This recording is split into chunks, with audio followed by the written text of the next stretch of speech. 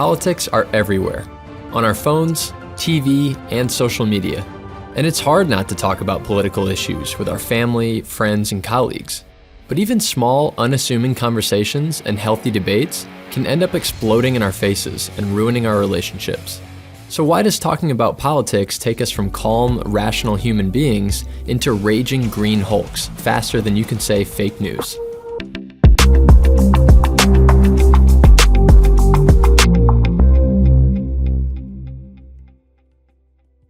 It's not just about policies or parties. It's because our political views are attached to our core values and our identity. They stem from our past upbringing, our fears, and our hopes for the future. Our brain is wired to protect these fundamental beliefs, and it even goes out of its way to seek out information and people who support these beliefs. It's called confirmation bias. But here's where it gets tricky in relationships. We tend to assume that our loved ones think like us, and when they don't, it can feel like betrayal. No one likes feeling betrayed, especially not by someone whose Netflix password we're sharing. On top of that, politics are becoming increasingly polarizing, making it hard to find the middle ground on heated issues. One answer would be to make your relationships a politics-free zone, or to refuse to talk about politics with others. But that's not a very open-minded solution, and certainly won't help you learn more about the world or other people. Instead, there are two much more effective strategies to diffuse political conversations that will help drive personal growth and mutual respect with others. The first is active listening. We tend to stop listening once we hear something that triggers us, and then we simply tune out the rest until it's our time to talk.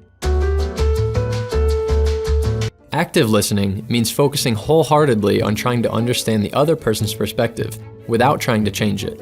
Repeating back what you believe was their intended meaning can help to make sure that they know that you were listening and that you understood them properly. This will help you get to the second part, which is finding common ground. Because of the polarizing nature of politics, this can feel like an impossible task sometimes. But there is always common ground somewhere. For example, while you might disagree on how to reform the healthcare system, you might both agree that the current system is broken. That's a shared value that you can agree and connect on. It's also okay to respectfully agree to disagree. It's important to recognize that there isn't necessarily a right or a wrong way.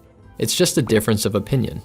These types of conversations can be great opportunities to learn more about others, but we have to keep them from getting heated in order to keep our ears and our minds open. It's also okay to take breaks from conversations when you need to. And finally, don't forget why you care about this person. Their political views aren't the sum total of who they are. Behind every political view is a human being with hopes and fears and dreams.